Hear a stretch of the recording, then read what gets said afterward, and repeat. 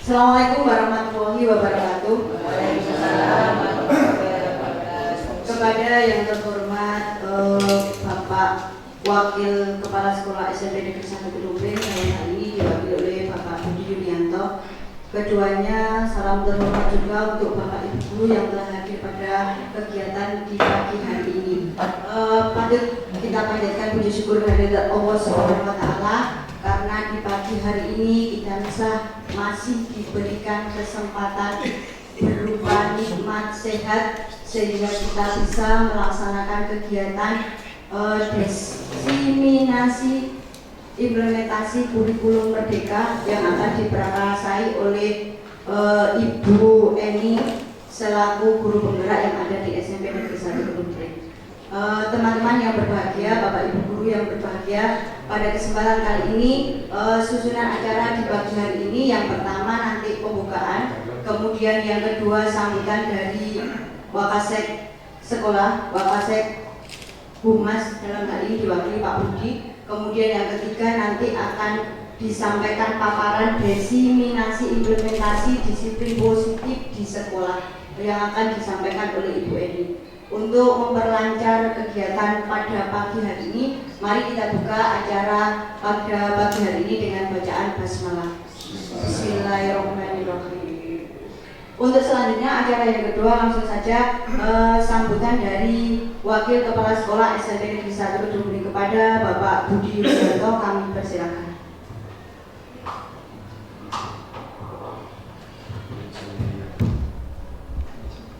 Bismillahirrahmanirrahim. Assalamualaikum warahmatullahi wabarakatuh. Waalaikumsalam warahmatullahi wabarakatuh. Yang saya hormati Bapak Kepala Sekolah, Bapak Tardi Dr. Andes Tardi NTD, yang terhormat Bapak Ibu sekalian, puji syukur kita limpahkan pada Allah Subhanahu wa Ta'ala yang telah melimpahkan rahmat karunia-Nya dan hidayah-Nya berupa kesehatan beserta iman, sehingga dalam pagi hari ini kita bisa menghadiri undangan ataupun pengimbasan dari Ibu Eni selaku calon guru penggerak angkatan 9 dalam materi diseminasi implementasi sikap positif disiplin positif.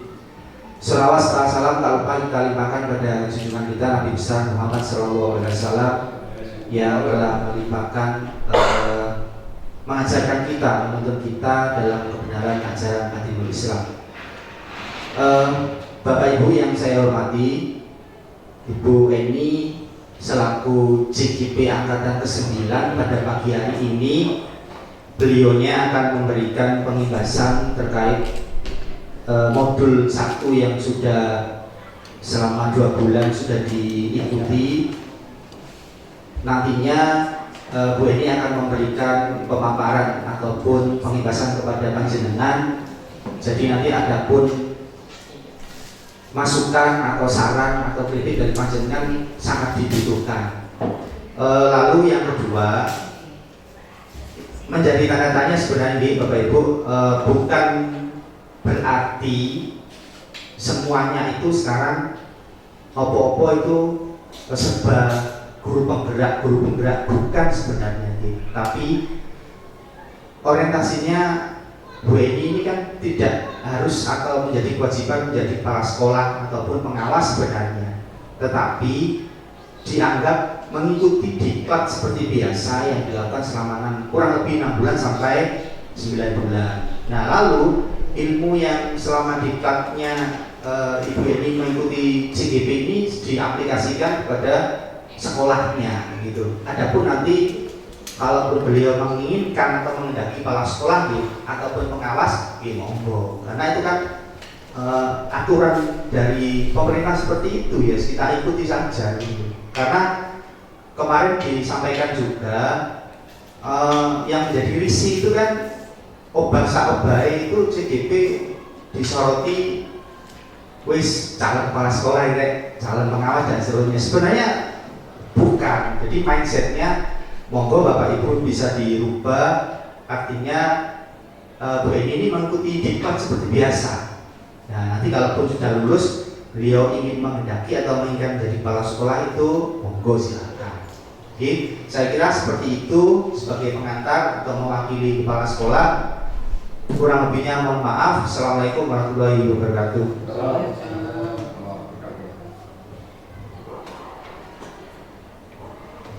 Terima kasih sambutan yang telah disampaikan oleh Pak Budi. Acara selanjutnya yaitu pemaparan diseminasi implementasi disiplin positif di sekolah yang akan disampaikan oleh Ibu Eni selaku calon guru penggerak angkatan 9 di SMP Negeri 1 Kedung. Monggo kepada Bu Eni kami persilakan. Terima kasih Bu Eri untuk waktunya. Bapak Ibu, Assalamualaikum warahmatullahi wabarakatuh. Salam dan bahagia.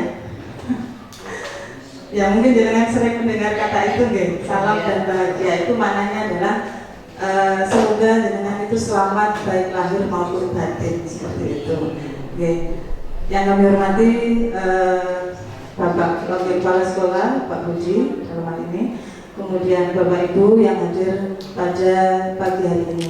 Terima kasih sebelumnya untuk kehadirannya dalam acara diseminasi implementasi disiplin positif sekolah yang akan saya sampaikan dalam rangka aksi nyata program guru penggerak angkatan 9 seperti itu.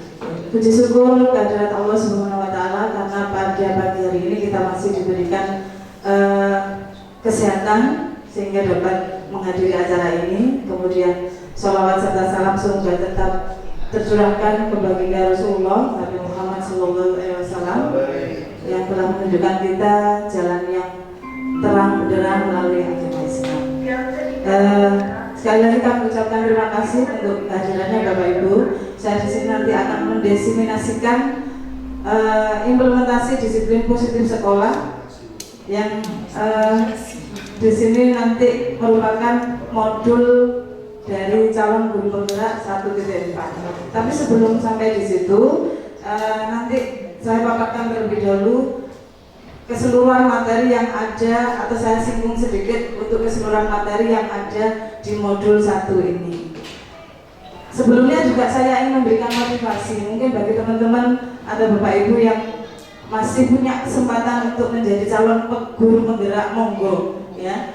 Apa yang disampaikan Pak Budi tadi benar, bahwasanya CGP itu tidak harus atau tidak wajib jadi kepala sekolah atau pengawas seperti itu.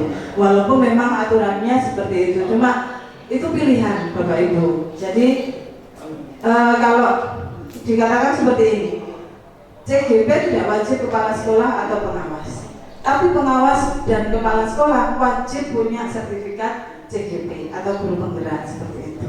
Jadi kalaupun nanti saya dengan Pak Budi apa istilahnya atau CGP ini mungkin tidak orientasi ke sana, ya tidak apa-apa seperti itu. Nggih, itu saja nih. Tapi monggo segera daftar karena ini program pemerintah. Materinya cukup apa istilahnya menarik karena memang dari awal nanti di modul 1 ini nanti fondasinya di modul 1. Bagaimana kita pedagogiknya diingatkan kembali. Pedagogik kita diingatkan kembali bagaimana menjadi seorang pendidik seperti itu. Nanti akan saya jelaskan lebih lanjut. Kemudian enaknya juga berat mungkin ya Pak Sai, Pak Al. Nah, enaknya jadi guru penggerak.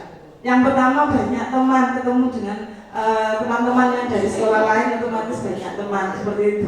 Kalau kita waktunya lokal ya waktunya rukol, nah, itu sangat menyenangkan bagi kita karena ya seperti berdiskusi yang santai, kemudian banyak apa senangnya lah ibaratnya seperti itu. Kemudian kalau tugas-tugas, insya Allah tugasnya tidak terlalu banyak, dalam artian bisa dicicil. Saya dulu awal ikut itu saya bayangkan, wah ini tugasnya nanti gimana? Saya punya anak kecil tapi bisa nggak menghandle? Ternyata ketika dijalani, insya Allah bisa dan tidak mengganggu aktivitas pembelajaran yang saya lakukan saat ini. Terus enaknya lagi, kita mesti dapat bonus ketika lokakarya itu mesti dapat oleh-oleh. Nah nanti lebih lanjut bisa kita bicara atau mungkin nanti di luar ini ya, di luar forum ini bisa yang jelas enak ikut program ini. Biarin nanti ya, tinggal menunggu kuotanya saja. Oke Bapak Ibu, langsung saja saya mulai. Untuk saya perkenalkan dulu di modul 1 calon guru penggerak itu ada 4 hal yang dipelajari. Yang pertama adalah 1.1 itu filosofi Ki Hajar Dewantara. Nah ini yang fondasinya tadi. Kemudian 1.2 itu nilai dan peran guru penggerak. Yang 1.3 visi guru penggerak, dan yang terakhir 1.4 budaya positif yang nanti akan saya sampaikan lebih detail. Nah di modul 1.1 ini terkait dengan pemikiran filosofi Ki Hajar Dewantara. Ini yang dasarnya kita, pedagogi kita diingatkan kembali seperti itu. Apa yang ada di modul ini? Yang pertama, dasar pemikiran pendidikan menurut Ki Hajar Dewantara itu yang pertama adalah pendidikan itu menuntun kodrat anak. Nah mungkin kodrat anak itu apa? Kodrat anak itu adalah menjadi manusia yang merdeka. Nah sekarang mungkin merdeka belajar, bukan merdeka itu bebas, bukan ya, tapi merdeka itu dia nantinya bisa berdikari, bisa berdiri sendiri dengan kekuatannya sendiri. Harapannya itu. Dan kodrat anak itu juga bermain, Bapak Ibu. Jadi boleh bermain itu jangan dilarang, tapi ya mungkin kita wajib mengarahkan karena kita menuntun tadi kan. Menuntun itu apa? Menuntun itu mengarahkan, bukan merdeka terus langsung bebas atau tidak.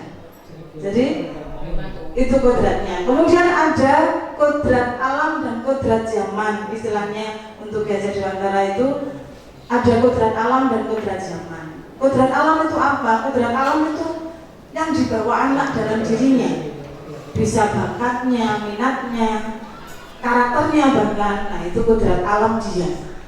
Kemudian kodrat zaman itu sekitarnya, lingkungannya. Nah jadi kalau sekarang zamannya milenial, ya itu alamnya dia sekarang. Makanya kita pembelajaran juga harus menyesuaikan itu. Itu yang kemudian yang kedua. Yang ketiga, pendidikan itu sebenarnya harus berhamba pada anak. Berhamba itu bukan berarti nyembah ya, bukan berarti kita berada di bawah, tidak. Berhamba di sini itu maksudnya melayani. Kita itu melayani anak sebetulnya. Anak itu kebutuhannya apa? Kita tuntun. Nah, kemudian ini juga yang harus dihilangkan yang saat ini. Ada istilah anak itu tabula rasa. Anak itu kita ibaratkan kertas kosong, padahal tidak. Anak itu bukan tabula rasa, bukan kertas yang kosong kemudian kita yang mengisinya, bukan. Tapi anak itu sebenarnya punya kekuatan atau kodrat itu tadi. Dia tuh sudah punya karakter, sudah punya bakat, sudah punya minat, tapi masih samar-samar.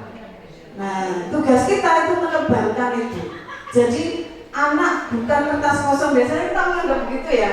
Anak itu kertas kosong, kita yang wajib mengisinya dengan model pembelajaran yang akan kita berikan. Tentu tidak. Mereka punya hal yang sudah ada, tapi masih samar. Nah, kita pertebal itu menjadi karakter yang baik. Seperti itu. Kemudian pendidikan itu tempat persemaian benih-benih kebudayaan. Nah, maksudnya apa? Ya, pendidikan ini ibaratnya tempat untuk menumbuhkan kebudayaan itu apa? Budi pekerti. Jadi menumbuhkan budi pekerti, karakter-karakter yang baik. Seperti itu. Nah, ini tadi yang pertama sudah saya singgung tadi bahwa pendidikan adalah tempat persemaian kebudayaan dalam masyarakat. Kemudian guru itu diibaratkan seperti petani, Bapak Ibu. Jadi kita itu seperti petani. Anak-anak itu punya kodrat alam tadi adalah dia itu benih. Ibaratnya benih jagung, ya. Kita punya benih jagung, unggul nggak unggul, tetap kita semaikan di sini. Tugas kita merawat. Petani itu kan merawat, gitu. Nah, jadi kok petani ya? Itu menurut Ki Hajar Dewantara bahwa guru itu sebenarnya ibaratnya seorang petani. Tugas kita merawat.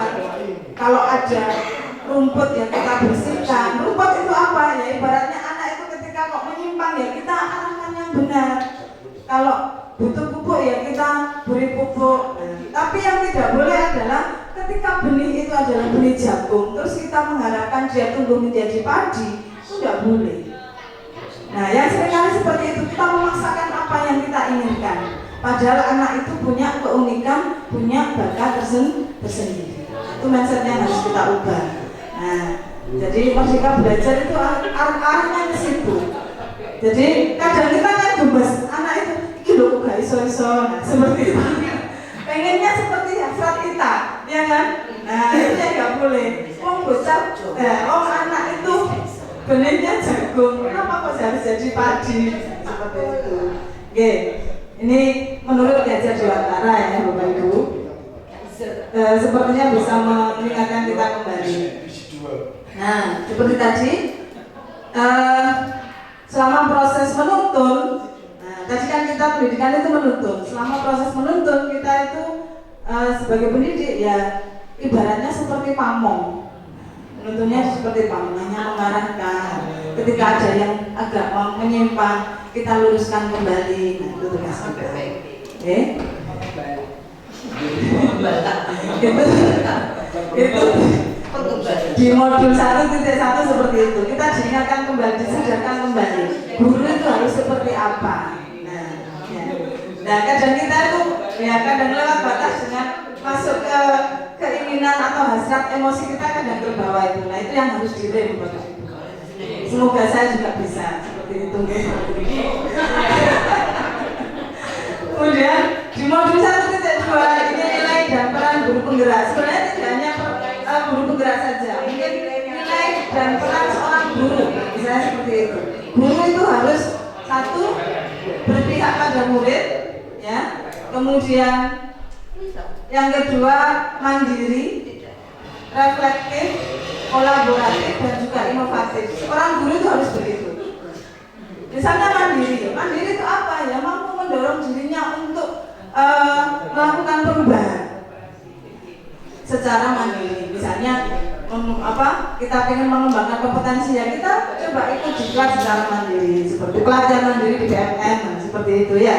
Kemudian kolaboratif itu apa? Kerjasama. Jadi bisa kerjasama dengan rekan sejawat. Kemudian reflektif ini saya kira selalu kita lakukan di akhir pembelajaran ya. Dengan siswa mungkin kita tadi gimana pembelajarannya, senang apa tidak, itu sebuah bagian dari reflektif. Kemudian berpihak pada murid. Nah, seperti yang dikatakan Gajah Dewantara tadi bahwasanya kita itu menghamba, melayani. Jadi fokus pembelajaran itu murid, bukan kita. Ya, kita melayani kebutuhan mereka. Dan yang ketiga, yang terakhir 5, inovatif. Inovatif yang jelas kita harus punya gagasan-gagasan baru dalam pembelajaran, mungkin teknik ataupun media, kita harus sering melakukan itu. Kemudian peran seorang guru, ada 5 peran di sini. Yang pertama adalah menjadi pemimpin pembelajaran. Dalam artian kita yang merancang pembelajaran itu, kalau bisa kita yang mengendalikan pembelajaran itu, tapi tetap fokusnya pada kebutuhan murid. Kemudian mendorong kolaborasi. Nah, kalau bisa kita yang menjadi orang terdepan untuk kolaboratif tadi, kerjasama dengan teman sejawat. Menggerakkan komunitas praktisi. Apa itu? Kita kan komunitas praktisi kita misalnya MPS seperti itu, NGMP. Nah, kita bisa ikut di dalamnya. Menjadi coach dari guru yang lain. Nah, ini coach itu apa? Coach itu pelatih. Jadi kita bisa membimbing, mungkin yang senior membimbing yang junior, atau yang junior juga bisa membimbing yang senior kalau memang punya kemampuan lebih atau hal yang baru. Nah, sedangkan yang senior masih belum punya, itu juga boleh. Kita menjadi coach sebagai guru yang lain. Kemudian yang kelima, mewujudkan kepemimpinan murid. Jadi kita juga bisa membimbing anak-anak kita supaya menjadi pemimpin-pemimpin seperti itu. Ini yang ada di modul 1.2 tentang nilai dan peran guru penggerak. Kalau saya semua guru dalam artian tidak hanya guru penggerak saja. Kemudian yang 1.3 ini visi guru penggerak. Nah, kita juga kemarin diajarkan bagaimana membuat sebuah visi. Visi itu kan impian kita. Jadi apa yang kita impikan terutama untuk murid kita. Kalau kemarin visi saya adalah dalam pembelajaran, bukan visi sekolah ya. Kita kemarin tidak menyentuh visi sekolah, kita visi pembelajarannya, visi di kelas kita sendiri. Kalau kemarin saya membuat visi mewujudkan siswa yang aktris. Nah, aktris itu apa? Aktif dan berpikir kritis. Nah, maunya saya seperti itu. Saya ingin anak itu ketika belajar sangat aktif bertanya, aktif diskusi, kemudian bisa nalarnya kritis, seperti itu yang saya inginkan. Nah, untuk mewujudkan sebuah visi di modul 1.3 ini kita diajarkan, kalau dulu kita merancang visi itu kan menggunakan analisis SWOT ya. Oke, warnanya agak buruk. Kalau di modul 1.3 ini kita menggunakan pendekatan inquiry apresiatif. Inquiry apresiatif itu apa? Pendekatan yang hanya melihat kekuatan di dalam diri kita, kekuatan di lembaga kita. Kalau analisis SWOT kan kita kekuatan, kelemahan, nah baru kita cari program yang mengarah ke situ. Tapi kalau IA ini hanya kekuatan kita yang kita lihat, yang kelemahan nanti kalau sudah kekuatan ditingkatkan, kelemahan akan hilang dengan sendirinya. Itu anggapannya seperti itu. Kemudian ada tahapan bernama tahapan Bagja. Nah, Bagja itu langkah-langkahnya ketika kita nanti menyusun program, kita buat pertanyaan dulu. Nah, buat pertanyaan yang mengarah pada perubahan yang kita inginkan. Kemudian ya. Kemudian ada hanya kemarin ambil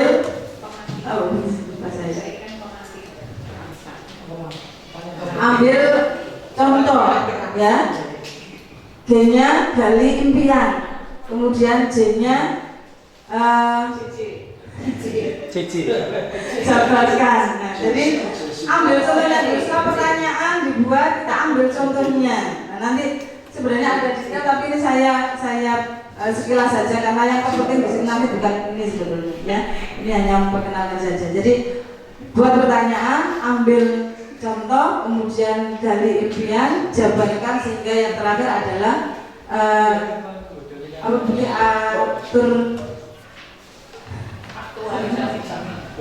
atur eksekusi ya.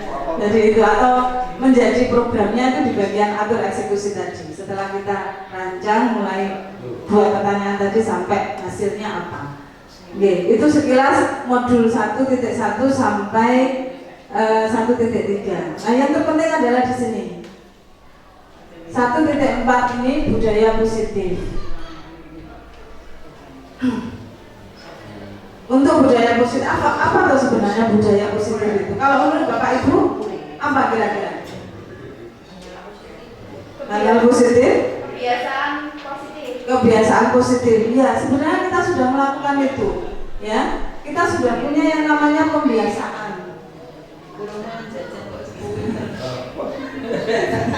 Lagi itu tuh, kita jawab. Ya. Nah, budaya positif itu sebenarnya sudah kita lakukan Bapak Ibu, tapi kita di sini ingin menambahkan kembali apa yang harus kita lakukan untuk mewujudkan itu. Nah, budaya positif adalah perwujudan nilai-nilai kebajikan atau keyakinan universal. Nah, nilai kebajikan universal itu apa saja? Ada banyak, nanti saya singgung di slide berikutnya. Kemudian budaya positif diyakini mampu menciptakan kolaborasi antara warga sekolah bahkan orang tua jika terlaksana dengan baik, dan munculkan serta mengembangkan nilai-nilai positif yang dimiliki murid, menciptakan pribadi yang berkualitas, berkarakter sesuai dengan profil pelajar Pancasila. Jadi harapannya kita nanti punya budaya positif di sekolah yang sudah kita sepakati bersama-sama seperti itu. Nah, di dalam budaya positif ini nanti ada beberapa hal tahapan sehingga kita nanti bisa mewujudkan itu. Yang pertama adalah perubahan paradigma belajar dulu, nanti kita jelaskan apa yang berubah. kemudian disiplin positif itu seperti apa, kemudian kebutuhan dasar manusia, motivasi perilaku manusia, posisi kontrol, kemudian keyakinan kelas, dan yang terakhir sertifikat institusi. Hasilnya nanti dalam budaya disiplin nanti adalah terwujudnya murid berkarakter yang mengarah pada profil belajar Pancasila. Yang harus menjadi pengingat kita adalah pembelajaran itu sekali lagi berpihak pada murid. Nah, jadi murid adalah fokus pembelajaran dan kita adalah pemimpin pembelajaran. Oke, yang pertama perubahan paradigma baru. Nah ini coba saya ingin agak apa istilahnya praktek sedikit. Bapak Ibu coba genggamkan tangan, saling berhadapan, salah satu menggenggam tangannya. Genggam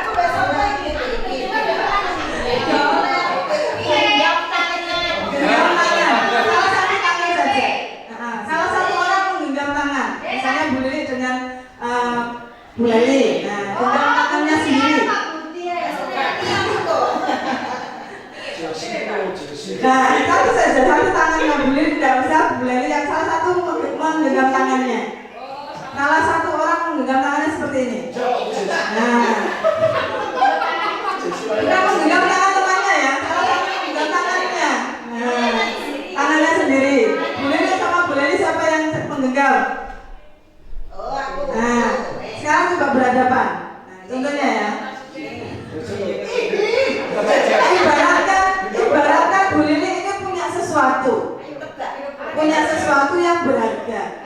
Kemudian Bu Lili itu pengen tahu. Bu Lili merayu supaya Bu Lili itu membuka kepala tangannya atau genggaman tangannya itu. Nah, kira-kira, nah pertanyaan saya adalah kira-kira Bu Lili ketika dirayu Bu Lili itu mau apa tidak?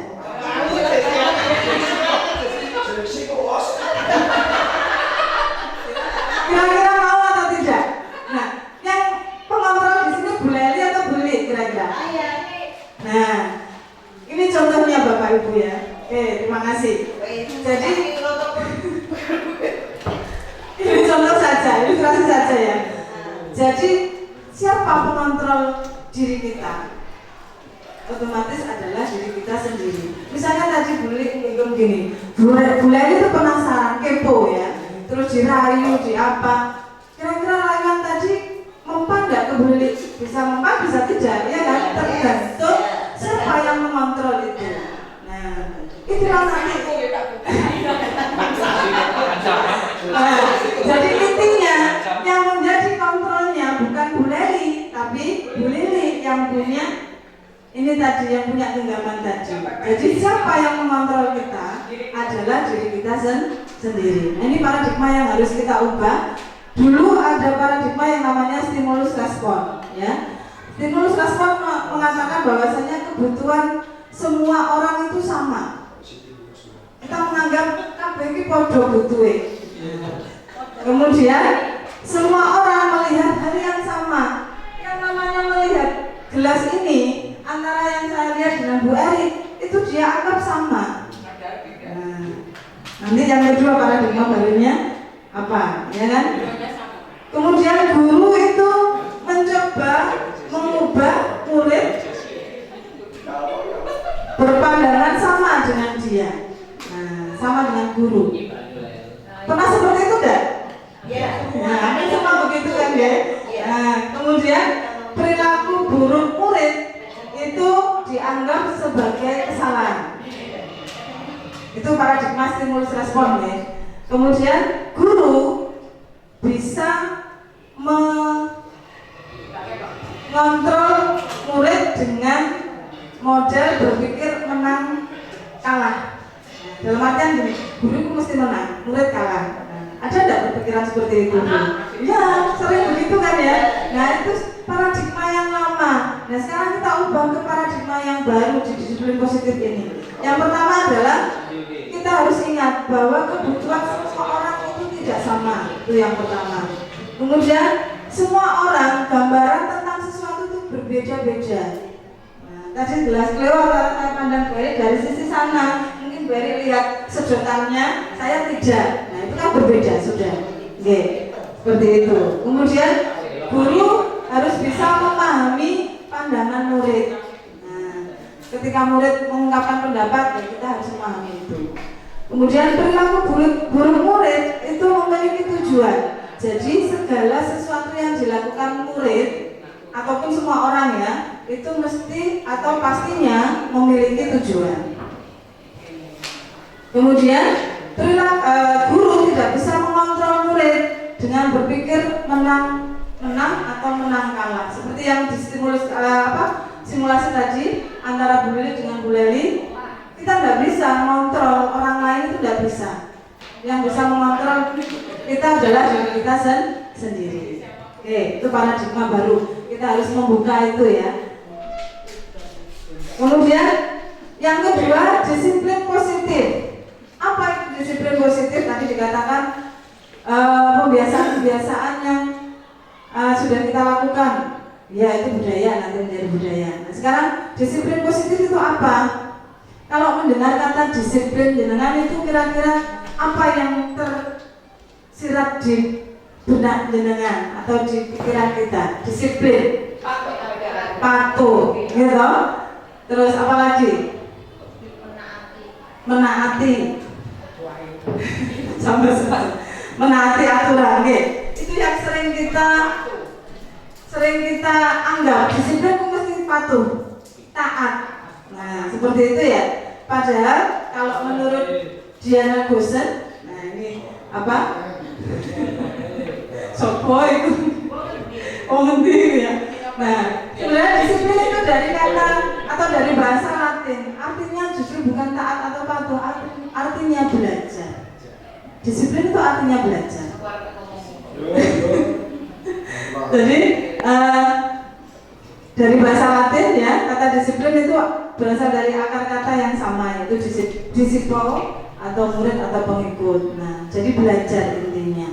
Maka disiplin diri dalam diri siswa itu harusnya bisa membuat dia menggali semua potensi dirinya untuk mencapai sebuah tujuan atau sesuatu yang dihargai dan bermakna. Ini makna kata belajar itu tadi. Oke. Nah, kecenderungan yang tadi kita pikirkan tadi bahwa disiplin itu harus patuh, itu harus diubah. Bahwasanya sebagai pendidik kita harus membuat anak memiliki disiplin diri yang berasal dari diri sendiri. Nah, karena yang mengontrol diri kita tadi kan diri kita sendiri ya.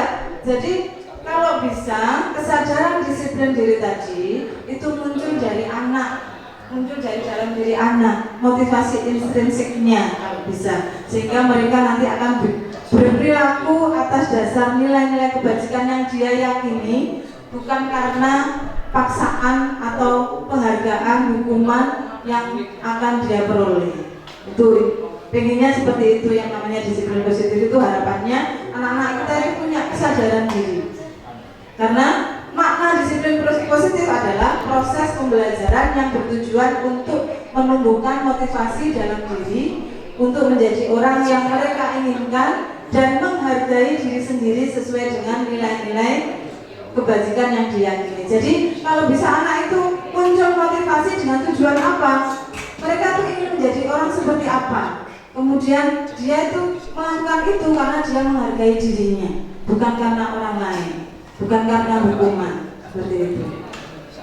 Itu makna disiplin positif. Oke. Kemudian kebutuhan dasar manusia. Nah, seseorang atau seluruh perilaku yang dilakukan baik murid kita ataupun kita pada dasarnya itu seperti yang saya katakan tadi punya tujuan. Kenapa dia melakukan itu? Nah, biasanya tujuan itu terkait dengan kebutuhan mereka. Nah, kebutuhan dasar manusia itu ada 5 Bapak Ibu, ya.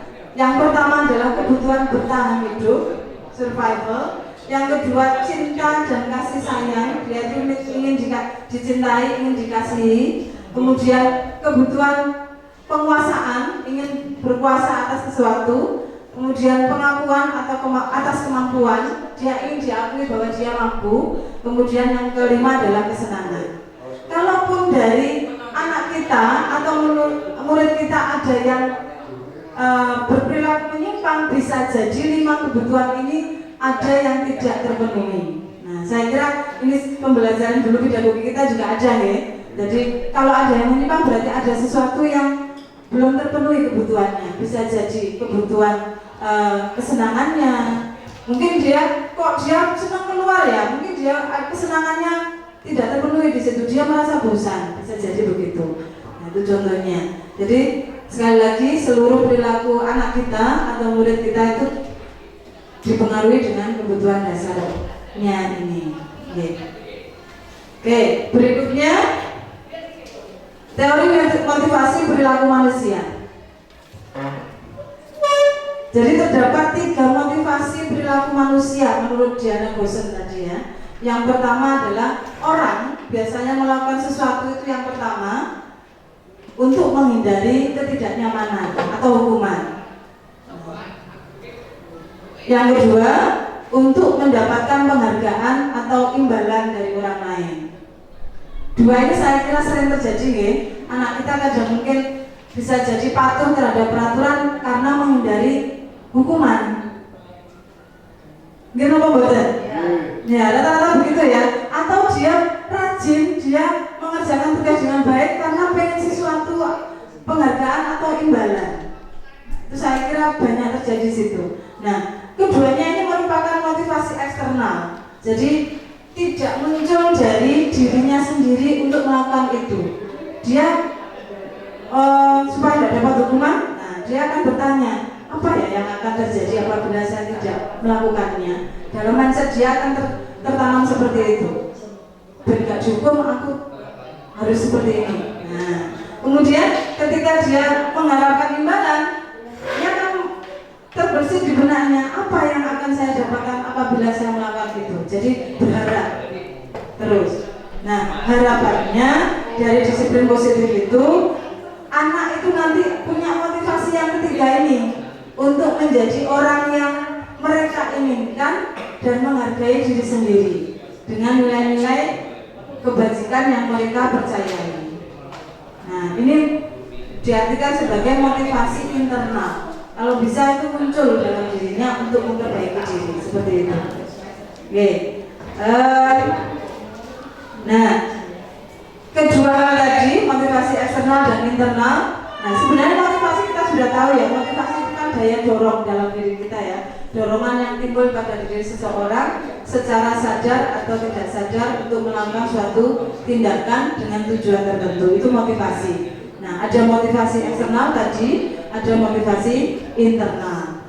Tujuan dari disiplin positif harapannya muncul motivasi internal dalam diri murid kita, yaitu murid melakukan kedisiplinan karena sadar akan nilai-nilai kebajikan dalam dirinya. Tujuannya untuk menghargai diri sendiri. Nah, kita nanti bisa coba memunculkan itu, walaupun butuh waktu panjang. Nah, kita coba berusaha untuk ke arah itu.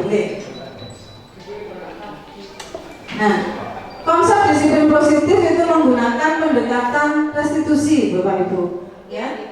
Nanti restitusi itu apa? Restitusi adalah satu cara dalam menumbuhkan motivasi internal tadi. Jadi langkah yang kita gunakan untuk menumbuhkan motivasi dalam diri anak tadi apa? Disebut dengan restitusi tadi. Nah, apa bedanya restitusi dengan yang lain? Nah, ini pengertiannya dulu ya. Restitusi adalah proses menciptakan kondisi bagi murid untuk memperbaiki kesalahan mereka sehingga mereka bisa kembali pada kelompoknya dengan karakter yang lebih kuat. Itu menurut Diana Goosen tadi, ya ahlinya tadi. Kemudian restitusi juga merupakan pendekatan yang digunakan guru dalam posisi kontrol sebagai manajer dalam menyelesaikan masalah. Nah, jadi intinya nanti ada langkah untuk memunculkan motivasi internal ketika anak itu bermasalah, kita munculkan motivasi internal tadi melalui langkah restitusi. Nah, ciri-ciri restitusi itu seperti apa? Yang pertama, menguatkan dan fokus pada solusi. Kemudian yang kedua, fokus pada karakter, bukan tindakan. Bukan menebus kesalahan, tapi belajar dari kesalahan. Mencari kebutuhan dasar yang mendasari tindakan, karena tadi setiap tindakan pasti ada kebutuhan yang mungkin belum terpenuhi, terutama tindakan yang kurang tepat atau menyimpang. Kemudian restitusi merupakan tawaran, bukan paksaan, memperbaiki hubungan, dan yang terakhir menuntun untuk melihat ke dalam diri sendiri. Nah, apa perbedaan antara hukuman, konsekuensi, dan restitusi? Kita mungkin sering mendengar atau sudah sangat familiar dengan kata hukuman. Kemudian ada konsekuensi. Nah, yang terakhir ini restitusi mungkin yang baru. Apa bedanya hukuman dengan konsekuensi saja? Ya, misalnya Pak Budi mengajar olahraga, ada anak yang terlambat, terus disuruh push up, itu konsekuensi atau hukuman? Konsekuensi atau hukuman, Bapak Ibu? Atau saya misalnya ya, ngajar bahasa Inggris, ada anak terlambat, terus saya suruh membersihkan sampah di depan kelas sampai 15 menit misalnya, itu hukuman atau konsekuensi? Hukuman, karena sudah dijalankan. Oke. Nah, ini perbedaannya antara hukuman dan konsekuensi. Apa yang saya katakan tadi atau ilustrasi tadi betul Bapak Ibu, itu merupakan hukuman, ya.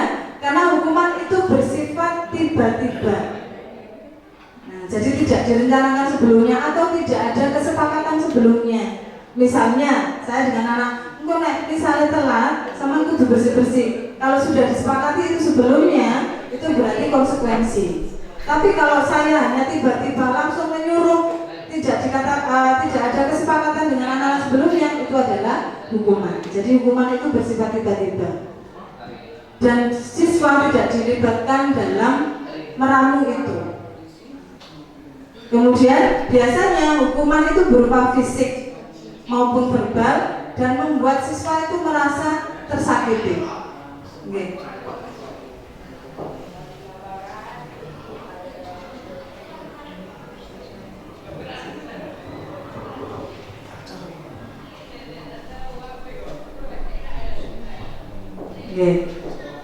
Agak teknis. Jadi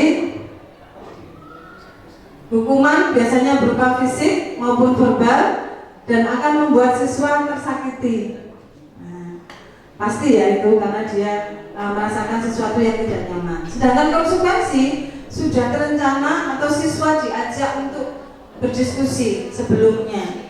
Ketika kamu lakukan ini, apa efeknya atau dampaknya, seperti itu. Kemudian ini pun tetap membuat siswa merasa tidak nyaman karena biasanya pasti walaupun sudah disepakati pasti terkesan seperti hal yang tidak enak bagi dia. Nah, itu konsekuensi. Sedangkan yang ketiga, restitusi. Nah, restitusi ini sebuah pilihan Bapak Ibu. Murid nanti akan mendapat penguatan. Kemudian murid akan belajar bertanggung jawab atas perilakunya. Fokus pada pemecahan masalah dalam jangka waktu yang panjang. Nah, nanti apa tahapannya restitusi itu nanti akan saya berikan di slide berikutnya. Oke, nah ini contohnya. Mungkin dari contoh ini bisa kita lihat perbedaannya lebih jelas. Ketika murid datang terlambat ke sekolah, kalau hukuman itu pasti murid disuruh misalnya berdiri di depan kelas. Guru pasti marah pada murid. Guru menyuruh murid menulis, saya tidak akan terlambat 100 kali. Pernah seperti ini apa tidak ya kita?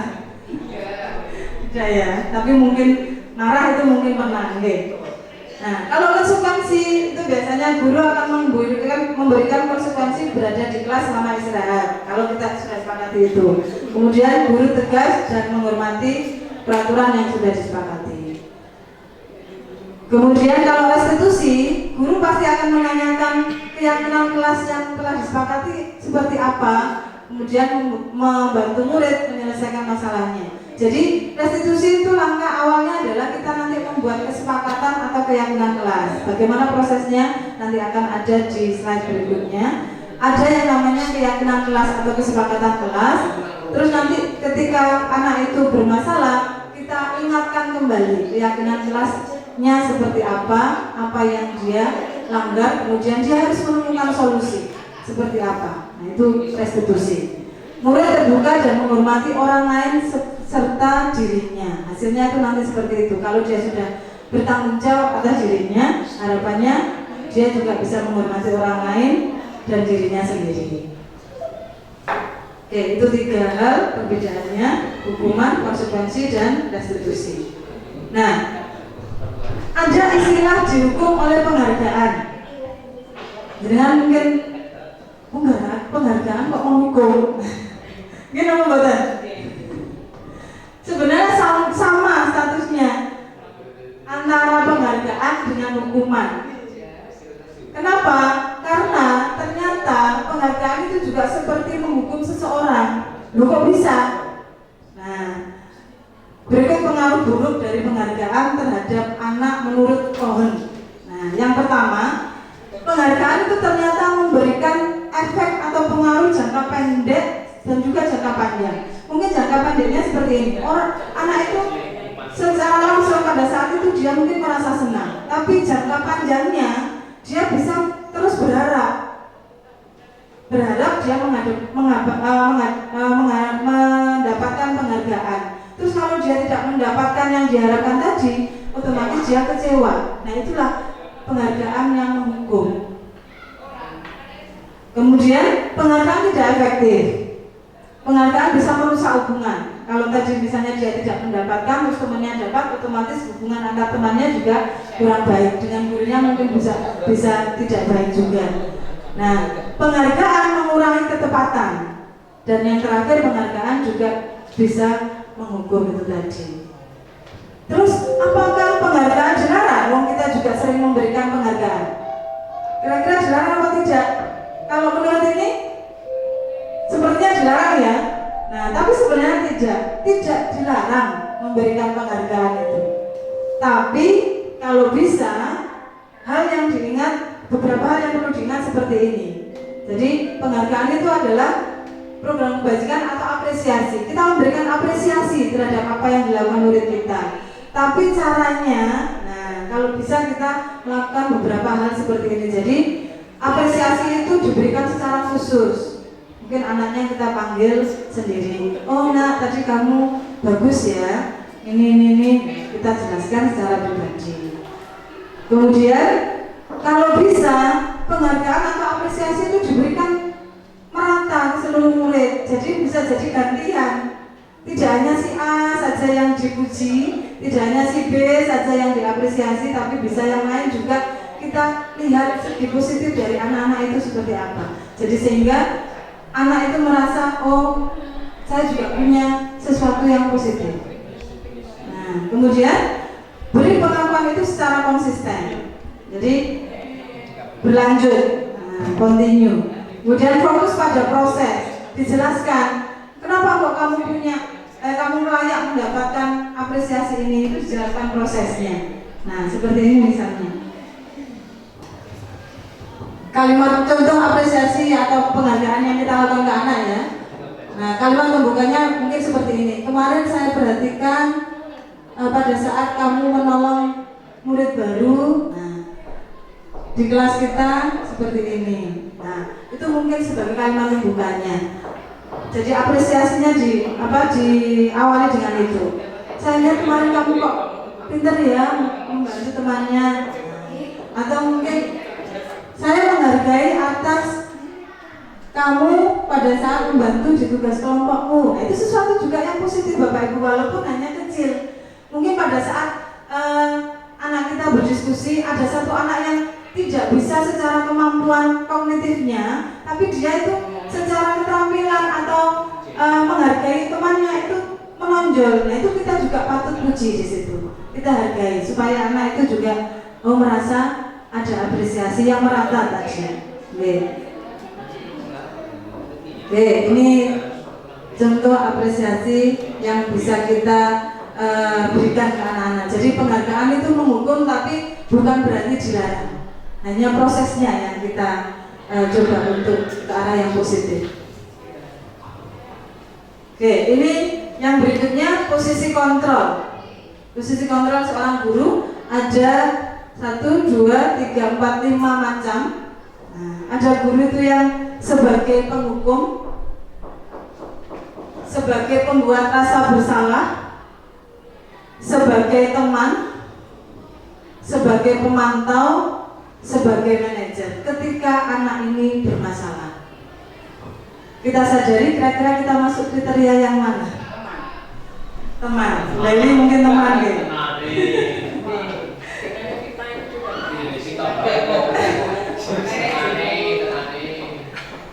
Teman, sebagai teman. Mungkin ada yang sebagai penghukum.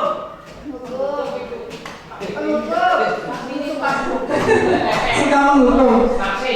Coba kita jelaskan satu persatu ya. Sebagai penghukum itu mungkin kalimatnya yang muncul begini.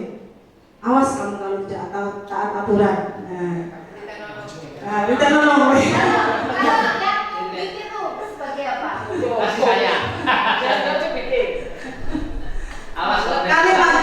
Kalimatnya itu ya. Kemudian mungkin nah ya bolak-balik kok sampean. Nah, itu juga ternyata masuk kriteria penghukum. Nah, ini yang mungkin sering kita.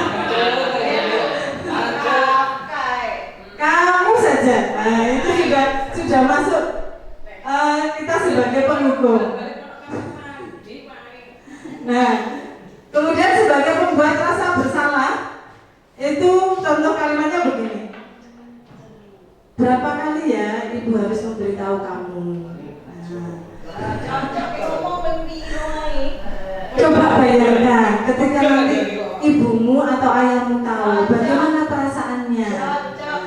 Itu contoh kita sebagai pembuat rasa bersalah. Jadi anak itu seakan-akan dalam dirinya aku salah, aku biar untuk ujian itu tertekan di situ. Nah, kalau sebagai teman, gaya kita itu merangkul ke anak. Mungkin bahasa kata bantu ibu ya, bantu Bu Leli ya, mungkin seperti itu ya.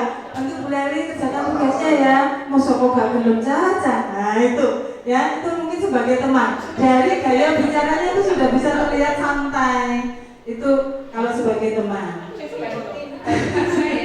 Sedih bareng ya. Kemudian yang keempat sebagai pemantau. Kalau sebagai pemantau itu kita hanya menunjukkan, ayo peraturannya apa, kamu sudah tahu toh. Nah kira-kira yang telah kamu lakukan itu, nah seperti itu.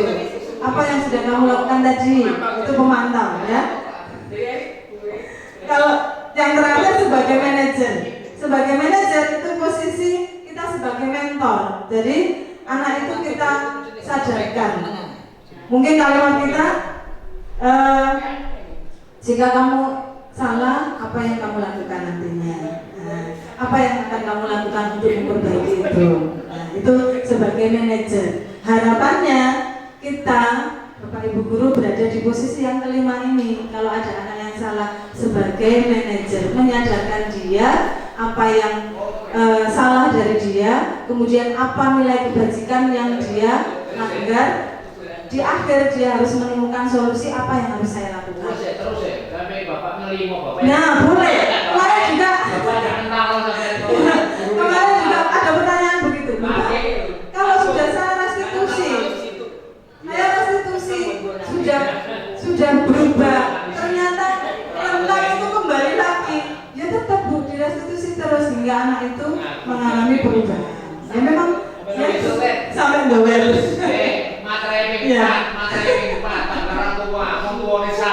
Nah itulah ya gambaran anak kita ya. Bisa jadi kebutuhan dia tadi ada yang tidak terpenuhi mungkin di keluarganya. Seperti anak kita yang 7 itu ya, X namanya ya, yang X. Bisa jadi dia itu kerasan di sekolah karena mungkin di rumah dia tidak mendapatkan kasih sayang, tidak menemukan kenyamanan di sekolah di rumahnya, sehingga dia itu waktunya pulang juga nggak mau pulang. Nah itu jadi kita analisa kebutuhan apa yang belum terpenuhi seperti itu. Nah tadi ya ini posisi kontrol tadi, harapannya kita bisa menjadi manajer bagi anak kita. Nah kemudian berikutnya adalah keyakinan kelas. jadi proses restitusi itu diawali dengan keyakinan kelas. Apa itu keyakinan kelas? Kesepakatan bersama yang kita buat dengan anak-anak, ya, mengacu pada nilai-nilai kebajikan universal. Jadi bukan peraturan. Kalau peraturan itu kesannya memaksa, tapi kalau sudah kita sepakati, anak-anak akan tahu, oh saya sudah mau seperti ini, saya sudah membuat apa istilahnya harapan atau kesepakatan seperti ini. Masa kok tidak dilakukan? Mungkin bisa efeknya begitu. Tapi kalau peraturan itu kan dari sisi satu arah, mungkin dari sekolah sudah menetapkan sehingga anak merasa dipaksa. Itu bedanya peraturan dengan keyakinan kelas. Nah, nilai-nilai kebajikan universal ini mungkin Bapak Ibu yang nanti bisa kita tunjukkan anak-anak untuk membentuk keyakinan kelas. Kemudian tidak lupa juga profil pelajar Pancasila itu juga mulai merupakan nilai kebajikan juga. Nah, mengapa tidak peraturan saja? Mengapa harus keyakinan kelas? Seperti yang kami katakan tadi bahwasanya peraturan dengan keyakinan beda. Kalau peraturan tadi ada unsur paksaan seperti itu. Tapi kalau keyakinan kelas kita rembuk, kita diskusi dengan anak-anak, yang kamu yakini apa, sehingga kita buat keyakinan kelas atau kesepakatan kelas yang menjadi aturan bersama tadi. Oke, langkah-langkahnya pembuatan keyakinan kelas kita pilih sifatnya abstrak ya Bapak Ibu, jadi bisa umum, tidak langsung harus begini, tidak. Keyakinan kelas acuannya universal tadi, nilai-nilai kebajikan universal tadi, kemudian pernyataan selalu dibuat dalam bentuk positif. Nah ini yang harus diperjelas dalam bentuk positif itu begini. Kalau peraturan itu mesti ada kata tidak boleh, dilarang, gitu. Dilarang membawa HP. Nah kita ubah menjadi keyakinan kelas. Atau misalnya kalimatnya dilarang makan di kelas pada saat pelajaran. Nah kita hilangkan kata dilarang itu menjadi kalimat yang positif. Mungkin makan di kelas pada saat istirahat. Nah, jadi tidak ada kata tidak boleh atau dilarang. Itu keyakinan kelas. Kalau peraturan mesti ada kata itu. Nah, kita buat dalam bentuk positif. Dilarang zina ini dari mana? Karena aturan itu mengikat, hukum itu mengikat dan kesepakatan. Kalau itu tadi kalau aturan itu satu sisi Pak Minin. Satu sisi dalam artian yang membuat itulah yang apa sudah menentukan. Tapi kalau keyakinan kelas itu kita sepakati bersama-sama. Kamu karpe piye to? Tapi aturan juga mengundang orang tua di kodok dulu kan ada aturan yang iya. kita bersamaan. Kalau tidak ada undang-undang itu ya rusak.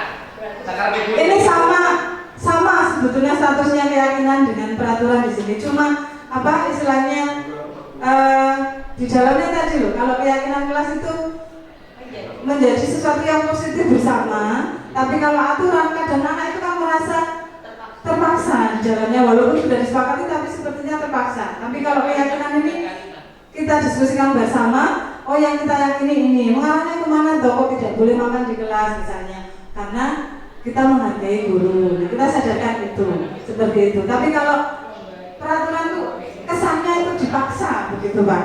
Oke, walaupun sudah disepakati.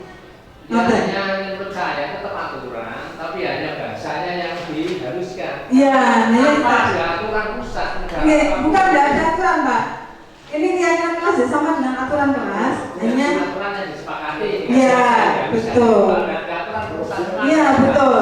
Kalau bisa peraturan sekolah juga kita arahkan ke situ, bahwasanya bukan hal yang tetap mengikat karena ini kita sepakati bersama.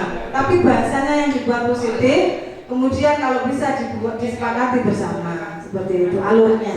Nah, diperhalus, betul, diperhalus. Kemudian kesepakatan itu tadi loh. Jadi kesannya anak supaya tidak merasa aku mau digonggon. Nah, begitu tidak. Nggih, ngoten nggih Pak Minim nggih. Dibuat positif kalimatnya supaya diperhalus nggih. Kemudian semua orang berkontribusi baik guru maupun siswa seperti itu. Nggih. Setelah terbentuk nanti ditinjau ulang, nah, kemudian ada penandatangannya. Itu langkah-langkahnya ya. Ini tadi langkah-langkah pembentukan keyakinan kelas. Kemudian, nah ini contoh keyakinan kelas yang sudah saya buat. Kelihatan mau buat tadi. Nah, contohnya keyakinan kelas atau kesepakatan kelas yang saya buat di awal pelajaran biasanya saya tidak mendokumentasikan melalui video kemarin karena di awal pelajaran kemarin setiap awal pelajaran mesti saya lakukan ini, kita buat kesepakatan. Nah, yang pertama datang dan pulang tepat waktu. Nah, 10 nah ini contoh yang lain. Yang sampai sini ini yang punya saya. Kemudian yang kedua, membawa kelengkapan pembelajaran, buku catatan, kamu. Ya.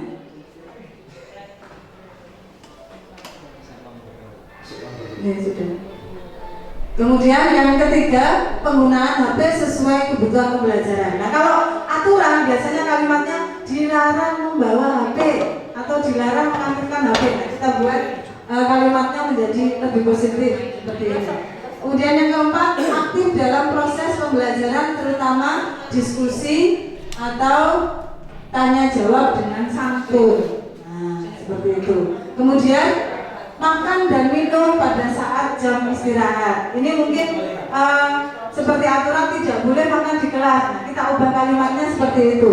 Makan dan minum pada saat jam istirahat. Kemudian selalu menjaga kebersihan kelas. Yang terakhir saling menghargai. Jadi tidak ada unsur kalimat di sini tidak boleh atau dilarang. Karena itu kalimat negatif, kita ubah kalimatnya menjadi kalimat yang positif. Ini juga aturan kelas, tapi kita namai dengan keyakinan kelas seperti itu.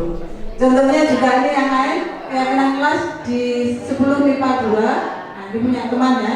Menjaga kebersihan, menghargai teman. Ada unsur-unsur nilai kebajikan yang kita masukkan di dalamnya.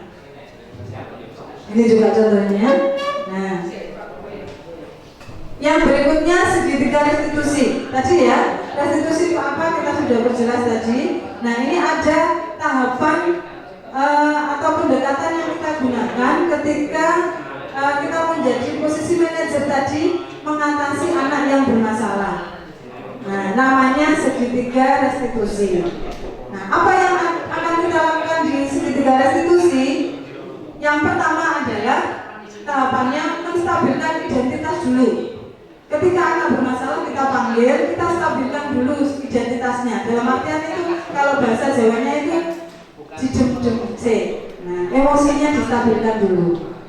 Nah, itu langkah-langkahnya. Jadi mungkin dengan kalimat begini, kamu tadi saya dengar kok ada masalah.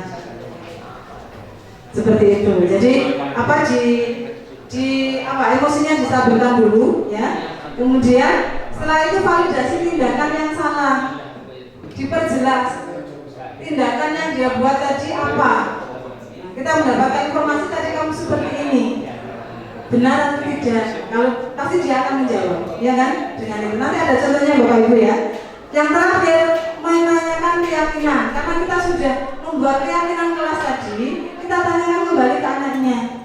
Yang kamu lakukan tadi kira-kira ada yang melanggar keyakinan kelas kita atau tidak? Nah, dia pasti akan menjawab, oh iya Bu ini. Harapannya seperti itu. Oke. Nah, contoh restitusinya, nah ini yang walaupun skenario ya Bapak Ibu, ini kemarin sudah saya coba buat. Ini Pak Budi untuk soundnya. Oke.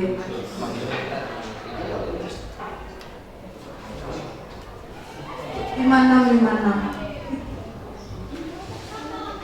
Ya, ini kemarin saya buat skenario drama ya Bapak Ibu, bukan kasus sebenarnya ya. Skenario dalam menangani anak yang bermasalah.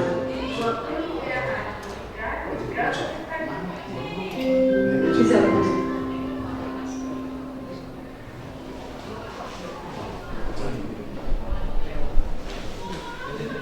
Udah?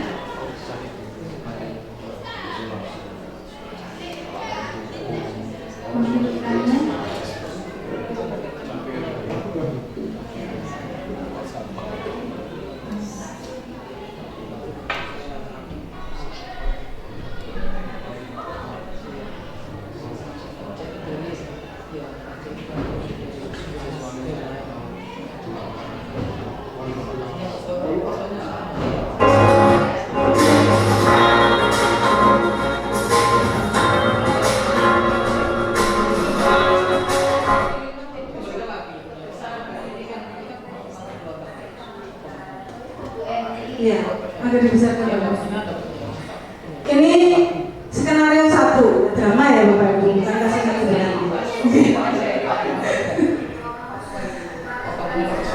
Kasusnya adalah Dita ini nggak pernah membawa kamus dan buku paket. Nah, saya restitusi dia.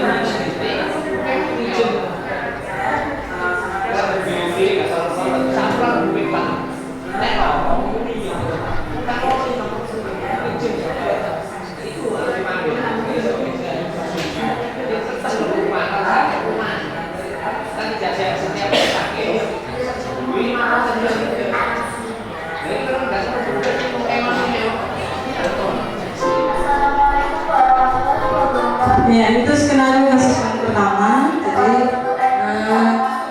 keyakinan kelas yang sudah dilanggar kita adalah tidak membawa perlengkapan pembelajaran. Jadi saya restitusi dia supaya sadar bahwa dia itu melanggar keyakinan. Apa yang harus dia lakukan?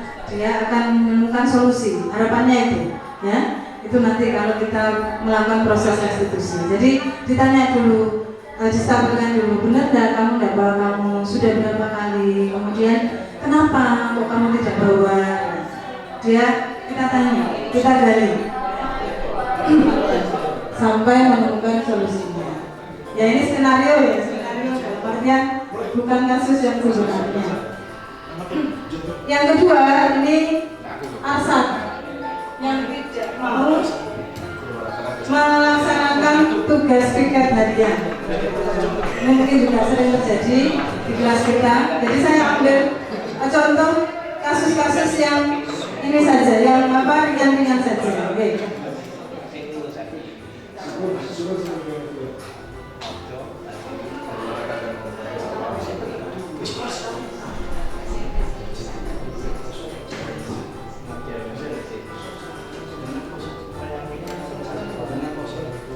Mungkin di BK juga langkahnya hampir sama ya Pak Bin ya. Jadi kalau ada anak yang bermasalah ya langsung ujuk-ujuk dimarahi begitu.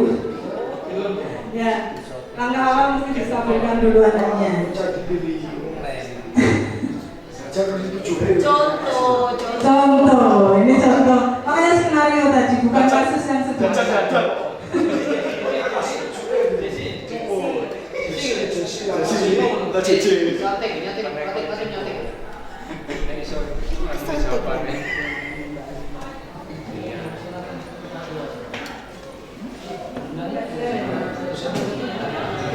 Oke, ini ya contohnya Bapak Ibu. Jadi suaranya kurang terdengar. Nanti bisa kita lihat sama-sama kalau di luar ini ya. Oke, saya lanjutkan.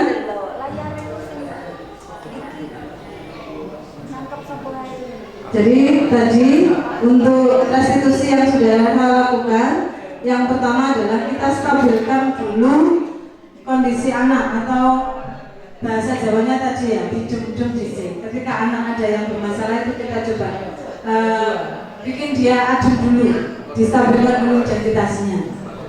Jangan langsung tadi kamu apa ini jangan begitu. Jadi tujuannya adalah untuk mengubah identitas anak tadi yang gagal tadi karena dia bersalah menjadi orang yang lebih baik. Kemudian yang kedua adalah validasi tindakan yang salah. Nah, validasi tindakan yang salah ini kita bahasanya bisa jadi tadi kita tanyakan kenapa dia melakukan itu, apa tujuannya. Nah, dengan bahasa-bahasa seperti itu, kamu boleh melakukan itu, tapi saya yakin kamu tahu apa yang lebih baik. Nah, kemudian yang terakhir menanyakan sisi keyakinan kelas. Jadi keyakinan yang disepakati dalam kelas itu apa, atau yang sudah aturan atau kesepakatan tadi yang sudah dibuat seperti apa, itu menanyakan keyakinannya dengan bahasa mungkin kira-kira dari apa yang kamu lakukan tadi, keyakinan kelas yang mana yang kamu langgar, seperti itu. Nah, bahasa itu kemudian digiring ke arah solusinya. Kira-kira kamu bisa memperbaiki tidak yang sudah kamu langgar tadi? Gimana caranya memperbaikinya? Nah, anak bisa berpikir agak lama mungkin ya, karena mencari solusi itu tidak gampang. Tapi kita coba arahkan ke situ.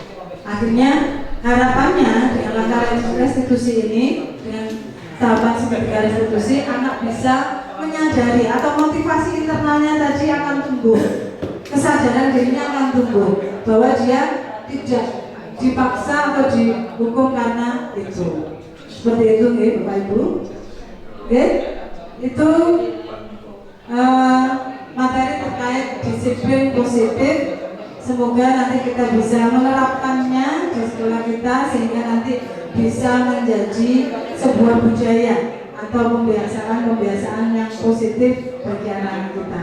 Terima kasih Bapak Ibu untuk materinya, untuk kesempatan kali ini ya. Dari saya mungkin saya pilih dulu untuk materinya, mungkin ada nanti yang didiskusikan boleh ya setelah ini, atau mungkin ada yang ditanyakan boleh. Semoga saya bisa menjawabnya dengan baik. Terima kasih, saya pilih dulu. Assalamualaikum warahmatullahi wabarakatuh. Terima kasih untuk paparan yang telah disampaikan oleh Ibu Eni. Untuk sesi berikutnya mungkin ada beberapa pertanyaan yang ingin Bapak Ibu guru tanyakan berkaitan dengan materi yang sudah dipaparkan Bu Eni. Monggo kalau masih ada yang ingin ditanyakan atau belum paham bisa nanti dijelaskan kembali oleh Bu Eni.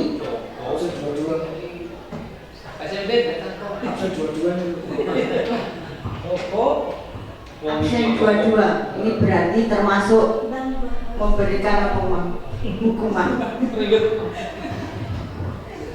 Kalau menurut segitiga restitusi itu termasuk poin untuk memberikan hukuman, Pak. Tidak boleh. Monggo Bapak Ibu, ada yang ingin ditanyakan Pak ini barangkali? Cukup Bapak Ibu? Cukup ya. Terima kasih apa yang telah disampaikan Bu Eni pada kesempatan di pagi hari ini. Setidaknya kita mendapatkan banyak ilmu dari kegiatan hari ini yang perlu atau poin yang perlu saya berikan penegasan kembali. Mungkin yang pertama kita mengingat bahwa dari filosofi KHD tadi bahwa kita sebagai petani kemudian mengibaratkan siswa kita atau peserta didik kita sebagai benih yang sudah ada garis tebalnya, kita tinggal menebalkan saja. Berarti di situ siswa atau peserta didik kita itu sesuatu atau seorang anak yang sudah memiliki karakter. Tugas kita hanya memberikan garis tebal untuk menebalkan karakter yang ada pada peserta didik kita. Yang kedua, kemudian budaya positif yang telah disampaikan. Dari kegiatan ini paling tidak nanti kita mengetahui kita dalam menyelesaikan masalah dengan siswa, setidaknya kita bisa menggunakan segitiga restitusi segitiga restitusi yang akan atau sudah dipaparkan seperti yang Bu Eni langkah-langkahnya nanti panjenengan bisa melaksanakan kegiatan tersebut. Yang terakhir, terima kasih untuk apa yang sudah disampaikan Bu Eni. Yang paling penting berarti kita mengetahui bahwa kita sebagai guru itu yang paling ideal menjadi guru sebagai apa? Tadi Bapak Ibu manajerial gitu. Itu yang bisa disampaikan. Kurang lebihnya saya selaku pembawa acara dalam memandu acara atau kegiatan pada pagi hari ini, apabila ada kata-kata yang kurang berkenan, saya mohon maaf. Saya akhiri. Wassalamualaikum warahmatullahi wabarakatuh.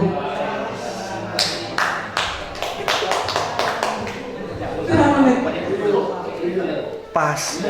Tek memori ini. Iya, baterainya teh. Memori. Saya